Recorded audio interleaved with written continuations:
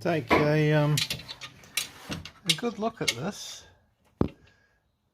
because this is quite painful to remove, and it's probably not going back on in this state anymore. If you've been paying attention earlier on, you know that that harness bar that goes through that harness box there was quite a lot lower earlier on, and that actually dictated how much capacity we could have in our intake plenum here.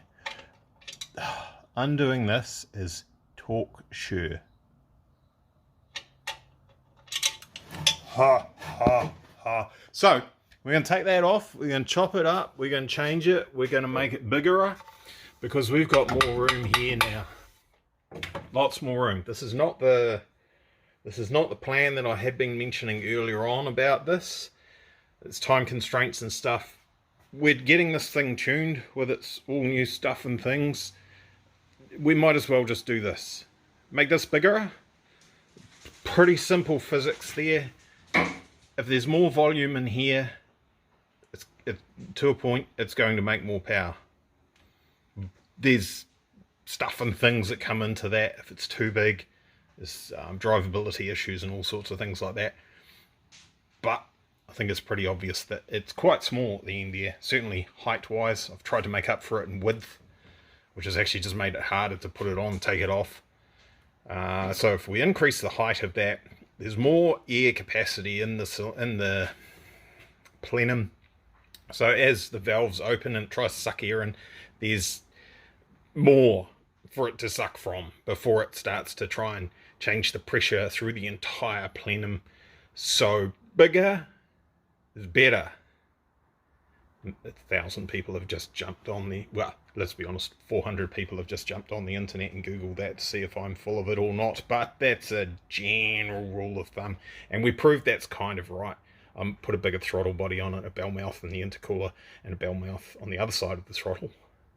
People don't think about that too much, but I did that as well, and this is higher volume than what we had in the past, and it made more power, quite a lot more power. So we're just going to make this bigger again. And put the camera down and undo that last bolt, because it was screwing me. There should definitely be enough room for an intake manifold for this beastie. Those blue fuel rails. Gonna have to go one day, I think. Probably not right now. Maybe right now. Welcome back to the lab. Real-time video. We actually literally just flick screen around and walk back to that, which has just been deleted from the car. There's VK45, lost the bolt. DE throttle body here. This was a damaged one. I think there's a video somewhere of some debauchery. I just put those up there, sorry. Debauchery going on to basically replace where the factory plug was on that and put a Deutsch connector on it instead. It's some people are like, oh, that's quite stuck on there. I have to pry that off. I've glued that on there with 3-bond. It's not really glue, but it is stuck. It's some sealant. Some people might be quite concerned about fiddling around with electronic throttles, but they've got all sorts of safeties built in. It's fine. Not like some of this welding. So I mentioned way back earlier on that when I took this off to do what we needed to do with the engine, there were some cracks going on around here, and I said that I built up the general areas to give it some more strength to stop that happening. That's the ugly mess that's hiding underneath here. It's not the most beautiful thing in the world. No excuses. It's ugly. Not going to make any excuses. That's it. That's just the way it is.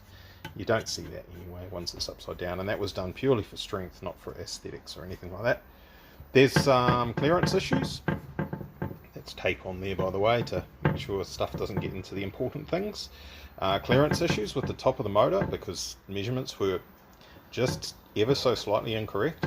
We can fix that while we're busy making a new plenum. There's nothing wrong with this flange. There's nothing wrong with these runners. They're all pretty good. hey, the length might not be perfect, but it works. The dyno said it worked too, so that's cool. This is probably a bit thin. Changing that, real hard. Might as well just start from scratch, make new. There are plans to do that, but it won't be happening right now, and it's going to be something significantly more beautiful than this. It'll be a work of art, but look, it's not going to happen right now. It won't happen overnight either, but it will happen. Right, let's chop this up, and we'll make a new plenum to go on top here, and we'll shift this plate up a little bit to alleviate these issues. We then have to make a new mount for the intercooler. We'll bend it so that the intercooler sits just a tiny little bit higher. Alright, so now we've got trumpets, base plate I guess we'd call it, mount flange, whatever, and the other platey thing, bottom of the plenum. Bolted it to my spare intake manifold so that we don't warp this flange too much while we're busy gluing it all together with the TIG. Now this next little bit's going to make people a little bit angry. I'm going to make them very, very cross, because this was made from 2mm thick aluminium. This is made from 2mm thick aluminium, and I know that that's not enough. That is not strong enough. That really needs to be 3mm aluminium. And we know that because previously, as I said, it cracked. Dun, dun, dun. So it's not going to be good enough. We put these other bits on, like I said, put these other bits on, trying to make it a bit stronger, trying to stop that, but it will fail, right? It's a given. It's just a matter of time. I don't have any 3mm aluminium here. I've got 4. 4 is vicious overkill. Too much. 3 is the one, right? That's what we really need. Could wait till tomorrow. Go and get some 3mm aluminium sheet. We have to buy a whole sheet. Also have to wear a mask. I probably am going to need my COVID passport, which I don't have because the system doesn't work. So I've requested that a few days ago now. I haven't seen it. Don't have it. We'll deal with that later. Not complaining. It's just the way things are. So, and I know this isn't the end result, right? I've already said we want to do something a bit fancier. What we're doing right now is increasing the size of this. It'll be the same thickness as what was on there. It's an experiment. Put it on the dyno, see where we go. I know where all the torque was and everything all before. Yeah, we've changed turbos and we've changed valve springs. That's about the only difference really. So we should be able to see on the dyno charts. I think torque was quite good. We can kind of like that. That being 6.5 or no, it was a bit more, 7,000 RPM. Power just went like that, so it was great. So we'll change the inlet manifold and turbos, the inlet valve springs. We'll see what happens with this line here, and we'll see what happens with this line here. If we can move this across that way and make the power do that, good, because I want to run it slightly higher RPM than what we have been before. So we'll fold up some too. I'm not going to worry about the resonance that we're getting at the top. I'm not going to take our extrusion off this and put it onto the new one. I could do, but it's just probably not worth the effort. I'll put something on the inside of it, perhaps a little rib to make it stronger. Otherwise, the whole top of it makes lots of noise and it'll break real quick. Right, cut this out, fold it up, stick it on there. Almost looks ridiculous, doesn't it? Sitting here on the bench, it actually looks like a really, really big plenum. So I have measured it. Well, I've measured and then calculated how big it actually is. It's about 7 litres. It's a 3.5 litre engine. That really looks like it tapers down. Crazy cell phone. That's the same as that. Might be this angle changing here. That might be what's... Anyway. You'll see some holes cut and some... That's double-sided tape. Looks like a hole through the lens. Oops. Hole. Piece. Saves me making a new one of those. There's nothing wrong with that. Let's just put it on there. I could have put it on straight, I suppose. But never mind. It'll be fine. Prototype, testy type device. That there is about 3 centimeters higher than that other piece there. So as I said, now kick it. That volume added through this area at the back here, plus the extra bit from the taper, is about half a litre. It looks significantly more, but that's all it is about half a litre. So we're just about done, ready to put it back together. I'm actually thinking about doing something with the top here to reinforce that, because remember we had some reverberation issues with the original, the one that I just kicked. I'll probably actually jam. This is a snowshoe. I suppose it's a snowshoe. I should put it on the other way, shouldn't I? Is that going to hit me in the shin if I... Yeah, it got me. Thought it would. Thought it would. That's right. You're going to be scrap metal soon. All I have to do at the moment is about a million things, but the priority is a port for our vacuum, for our brakes. Yes, still got a vacuum booster on the brakes. Look at that. That was finger tight. I could potentially save that one. I think I've got a new one. I'll do that. I'll put a new one on. It'll be easier. And that was loose too, really. That's for our fuel pressure regulator and our blow off valve. That's about where we're at. At that point, that'll bolt on to go. I'll pressure test it first. I'll see if I can find the blanking plate that I had to put on here, or it might have been tape, I can't remember. Blank it off, pressure test it, make sure we haven't got any major leaks. I don't think there'll be any issues there.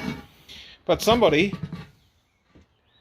has stolen our afternoon, so I'll see how far I get, but this probably won't be on the car and running today. Okay. Well, that looks slightly agricultural, but that will do for testing. It looks much shinier on the camera actually than that does in person. I've done one of those little notchy thingy just to give the top some anti-reverberation doingy thing, you know. Everything needs all the little burrs and, oh, we can't even see in there. There you go. Everything needs the burrs and stuff taken away from in there. Have to get in there with a Dremel. It's not focusing for you. There we go. All that welding slag, I guess we'll call it, all needs to be taken away. So that gives two things that might do. We can see it and whatever, I don't care. One is make the top stronger. It definitely does that, there's no question about that. It should be less doingy than what it was before, and that'll stop it rattling itself to death. And the other thing is it kind of separates the flow at the end there to each side, to the individual trumpets, even though the firing order's wherever it is, 1, 2, 3, 4, 5, 6. And it also effectively tapers the manifold down towards the back a bit more than what it already does, which is about, I'd have to measure it now, I think it's about 10 millimeters less at this end than what it is at that end. With that notch taken out of there like that, if you imagine a bit of that spread out across there, it's probably increases the taper to whatever it is, 15, 18, 17, whatever, more than what it is. Probably somewhere close to the ideal number, which I'm not really all that fussed about right here and right now. As I've said, this probably won't last. Really expect it to. Right. She who must be obeyed wasn't obeyed. The pizza was ready 10, 15, 20, a while ago. It's probably cold. She's probably put it in the fridge for me. But there you go. I've done that for you boys and girls. Can bolt that into the car now. We're not going to worry about our mounts for our couple of bits and bobs just yet. I need this. This has to be back in that for tomorrow in case our man at the tune shop says, yeah, bring the car down, we'll get onto it. I've actually technically broken it right now, so we couldn't do it right now. There's an hour or so to put it all back together. Thanks for watching. Cheers, boy.